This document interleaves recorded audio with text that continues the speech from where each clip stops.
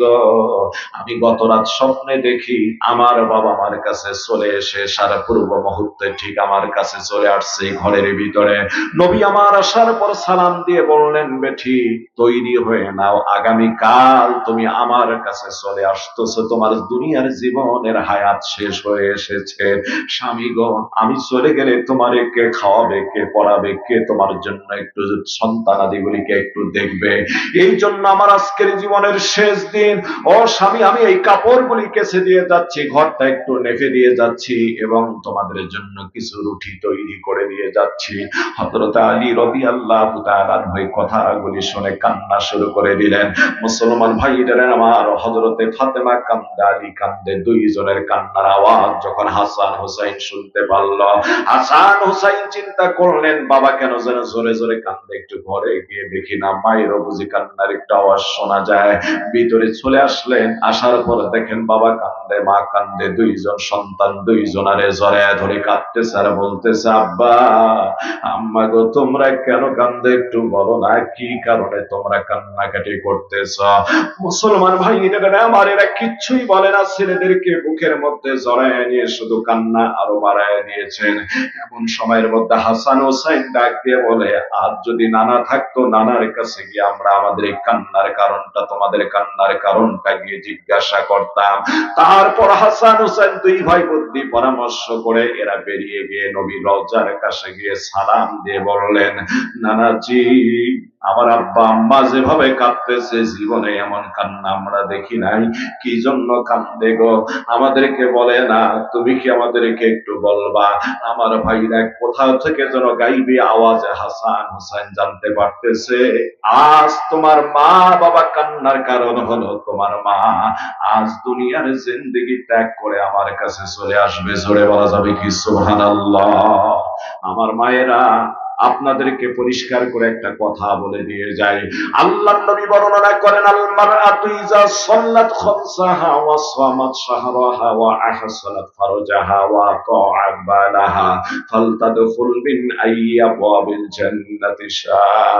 নবীজি বর্ণনা করেন, মানুষ, আল্লাহর নবী বর্ণনা করেন, নারী জাতিরা যদি চারটা কাজ করে, 1 নাম্বার 5 ওয়াক্ত নামাজ, 2 নাম্বার রমজান মাসের রোজা, 3 নাম্বার নিজের লজ্জাস্থানের হেফাজত, 4 নাম্বার হচ্ছে স্বামীর আনুগত্য যদি থাকে, আল্লাহর নবী বর্ণনা করেন, ফালতাদখুল মিন আইয়াবিল জান্নাতি শাআ। আল্লাহ পাক তাদের জন্য জান্নাতের 8টা দরজা খুলে দিবে, যে দরজা দিয়ে ইচ্ছা সেই দরজা দিয়ে তারা জান্নাতে প্রবেশ করবে। জোরে বলুন সুবহানাল্লাহ। দিনী ভাইদের আমার, আজকে এই কবরস্থানের, সুন্দরগঞ্জ কেন্দ্রীয় কবরস্থানের জন্য আজকের আমার মাহফিল। মনে রাখবা, এই জমিনের মাটি আপনার আমার জুটবে কিনা, তাই তো মাঝে মাঝে আমি বলে থাকি, মাঝে মাঝে এই গজলটা আমি বলে থাকি, কোন জমিনের মাটি আমার হবে গোরস্থান, কাদের চোখের জলে আমি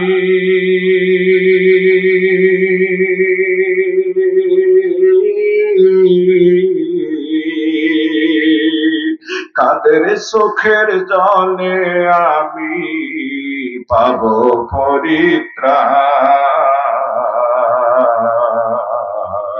কোন জমিনের মাটি আমার হবে গোরস্থান, কারায় আমায় গোসল দিবে, কে আনিবে কাফন, কারায় আমায় কেঁদে কেঁদে করে দিবে দাফন,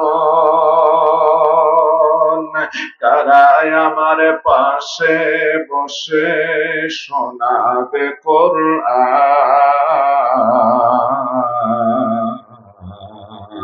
কোন জমিনের মাটি আমার হবে গোরস্থান, কার কাঁধে চড়ে আমি কবর দেশে যাব, জানি না কার মোনাজাতে খোদার রহম পাবো, কার কারণে করবেন ক্ষমা, আল্লাহ মেহেরবান। কোন জমিনের মাটি আমার হবে গোরস্থান। আমার ভাইরা, হযরতে আলী রাদিয়াল্লাহু তাআলা আনহুকে ফাতেমা রাদিয়াল্লাহু তাআলা আনহা ডাক দিয়ে বললেন, স্বামী, তোমার কাছে যাওয়ার পূর্ব মুহূর্তে 3টা আবদার, বলো না আমার এই 3টা আবদার তুমি একটু রাখবা কিনা, আবেদন করতে চাই আমি 3টা।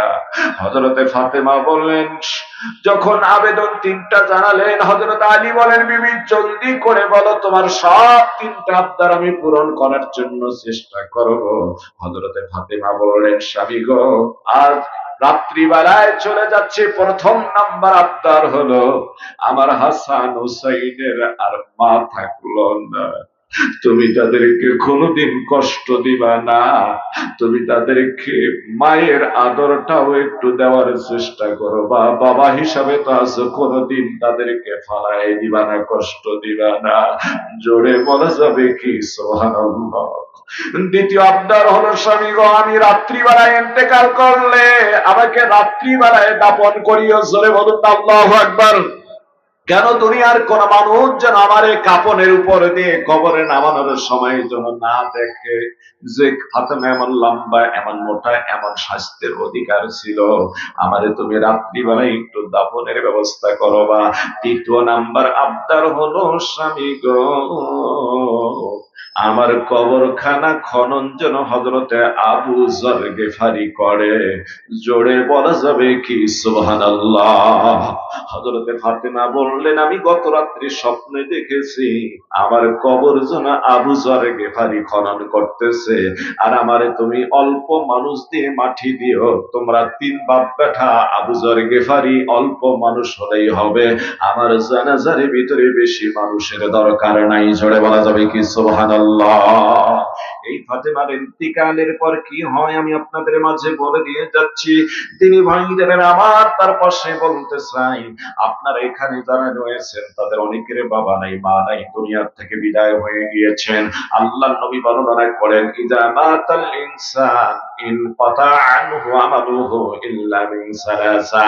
আল্লাহর নবী বর্ণনা করেন, মানুষ মরে গেলে ভালো মন্দ সব কর্মগুলি বন্ধ হয়ে যায়, 3টা কর্ম মানুষের মৃত্যুর পর বন্ধ হয় না।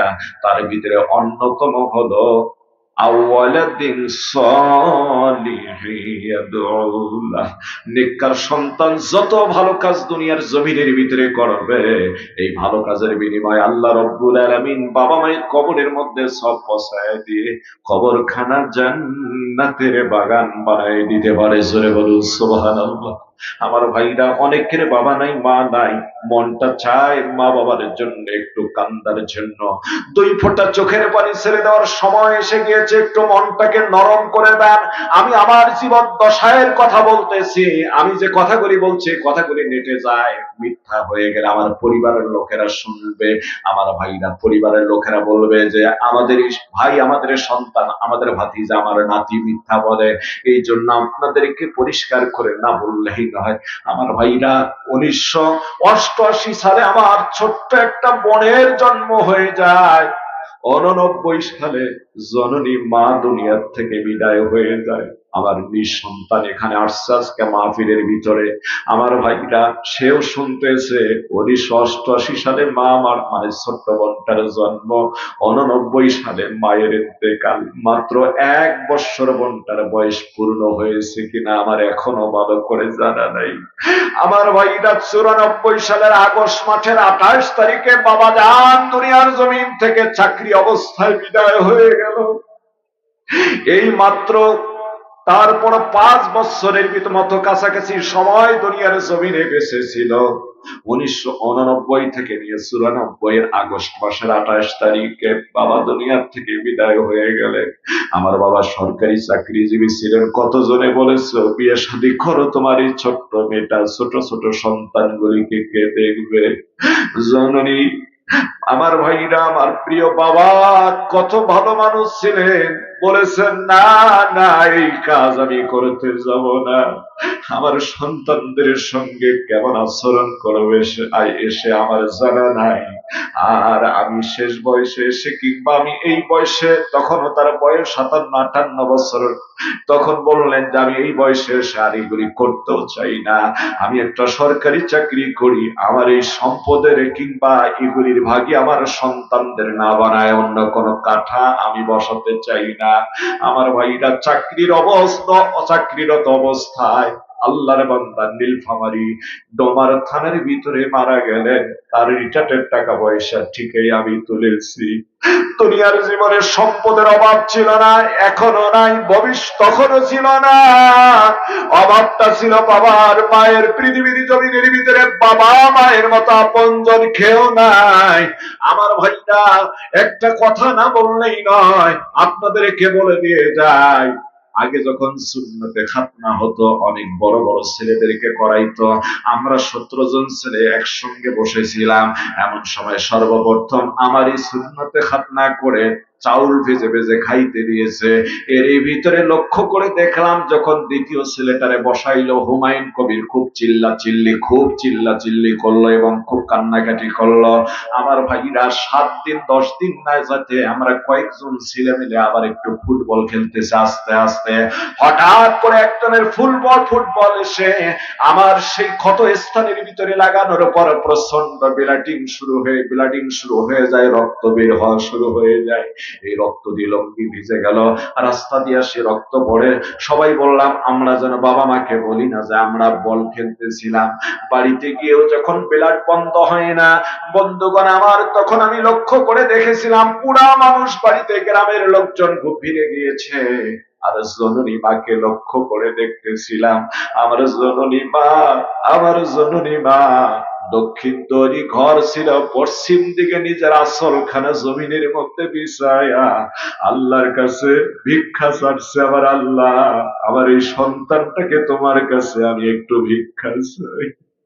আল্লাহ গো, আমাদের বাড়িতে অনেকগুলি গরু আছে, সবচেয়ে বড় গরুটা আমি তোমার নামে কোরবানি করে দেব। জোরে বলুন আল্লাহু আকবার। আমি এগুলিকে কোরবানি করে গরিব মিসকিনের মাঝে আমি এইগুলিকে বন্টন করে দেব। আমার এই সন্তানটাকে তুমি হেফাজত করো।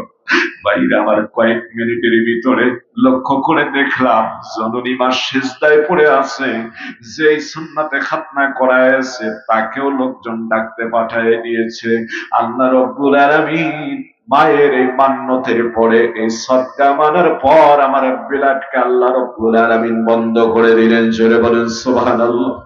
এমন মা যারা দুনিয়ার জমিনের ভিতরে বেঁচে নাই, আজ কবরবাসী হয়ে কবরের ভিতরে রয়ে গেছে, সন্তান হিসেবে কিছু নেক কাজ করবেন।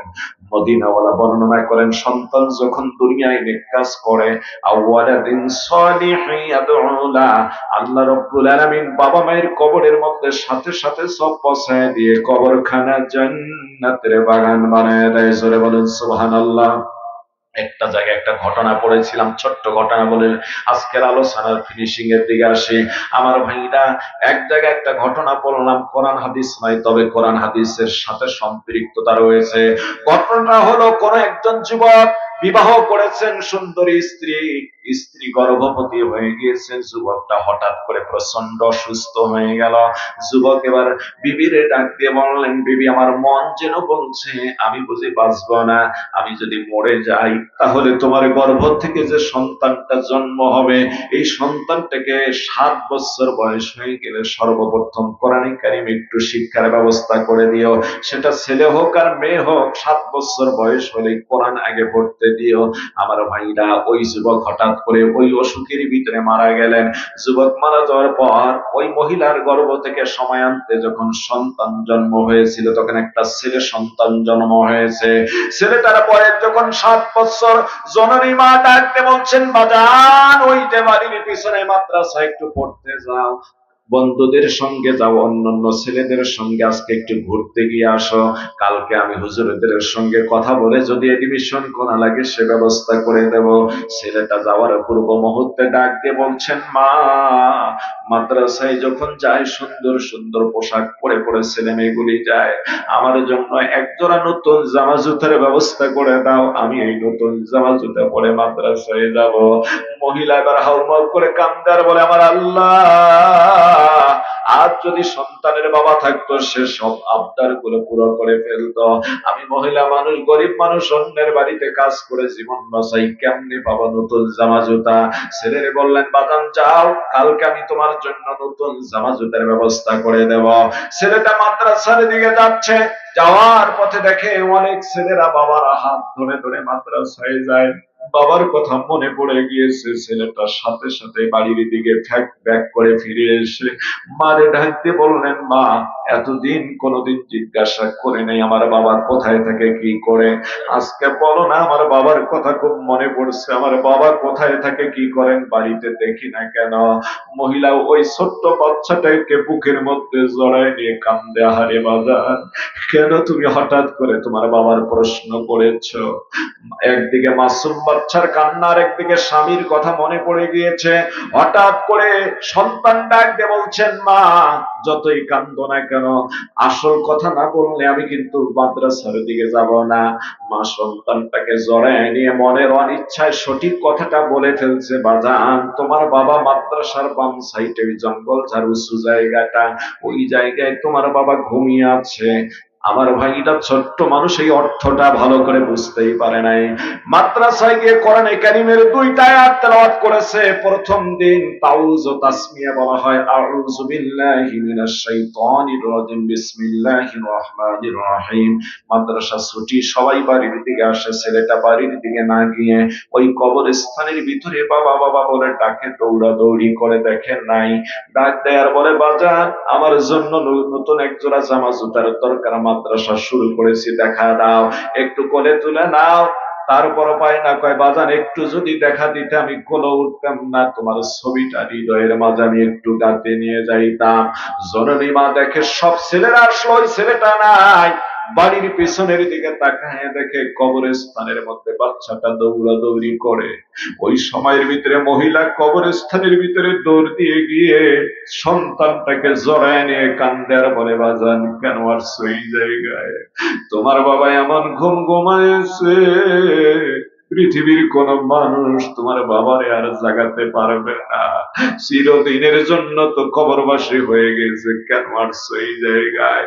যখন কবরের কথা শুনেছে, ছেলেটা আল্লাহকে ডাকতে বলছেন, আমার আল্লাহ, আমি সন্তান হিসেবে প্রথম দিন মাদ্রাসায় গিয়ে কোরআনে কারীমের 2টা আয়াত তেলাওয়াত করেছি। এই আয়াত 2টা আমি আমার বাবার নামে একটু বরাদ্দ করে দিলাম। এর হাদিয়াটুকু আমার বাবার কবরের মধ্যে আল্লাহ তুমি পৌঁছায় দিও। ছেলেটারে জড়ায় নিয়ে এসে মহিলা খাওয়া নাই দাওয়া নাই ঘুমিয়ে পড়েছে। নিশি রজনীতে ছেলেটা চিৎকার করে উঠে বলল, মা, মনের আশা মনে রইল, পূরণ হইল না। জননীমার ঘুম ভেঙে গিয়ে চোখের পানি ছেড়ে কান্দে, বাজান, ভয় পাইছো নাকি? ডাক্তার কবিরা জানবো নাকি? মহিলা মানুষ, আমি বিধবা মানুষ, কই যাবো এই রাত্রিতে? ছেলে কান্দে আর বলে, মা, ডাক্তার কবিরা জানতে হবে না, জলদি করে বলো রে মা, আমার বাবার চেহারাটা এমন ছিল কিনা, কতদিন আর গোপন করে রাখবা? আমার বাবা এমন লম্বা, এমন ফর্সা, এমন গঠনের ছিল কিনা? মা জননী কান্দার বলে, বাজান, কার কাছে জিগাইছো? কে তোমাকে তোমার বাবার কথা বলেছে? কয়, মা, দুনিয়ার কোন মানুষ জিগায় নাই, কোন মানুষকে জিজ্ঞাসা করি নাই, কোন মানুষ আমাকে বলে নাই। তোমার কথা অনুযায়ী আমি মাদ্রাসায় গিয়ে কোরআনে কারীমের 2টা আয়াত তেলাওয়াত করেছি। বাবার কাছে এসে কিছু বায়না ধরেছিলাম, বাবার দেখা যখন পাইনি, আর তুমি যখন আমার জড়ায় নিয়ে কাঁদতেছিলে আর বলছিলে তোমার বাবা মারা গিয়েছে, কোনোদিন আর উঠবে না, আমি কোরআনের আয়াত 2টা আমার বাবার নামে বরাদ্দ করে দিয়ে এসেছি। মারে, আর স্বপ্ন যোগে দেখি আমার বাবা আমার কাছে ছুটে এসে বলছে, বাজান রে, আমি জ্বলে পড়ে আংড়া হয়েছিলাম, আমার জাহান্নামের আমার ঠিকানা ছিল। ও বাজান, আমার পাপের প্রায়শ্চিত্ত আমাকে ভোগ করা লাগতেছিল। তুমি সন্তান হিসাবে যখন আমার নামে নেক কাজ করে দিয়ে বরাদ্দ করে দিয়েছো, আমার আল্লাহ রব্বুল আলামিন আমাকে জাহান্নাম থেকে মাফ করে দিয়ে জান্নাতি করে দিয়েছে। জোরে বলুন সুবহানাল্লাহ। কান্দের বলে বাজান আয় আয়, আমার কোলে আয়, আমি কলিজাটা ঠান্ডা করব।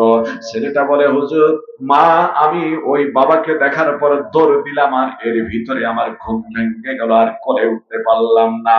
সন্তান হিসেবে নেক কাজ করলে যদি বাবা মা কবরে বসে সব পায়, আমরা আজকে বাবা হারা মা হারা কারা আছি? একটু হাতটা উঠাই তো, আমি একটু দেখতে চাই।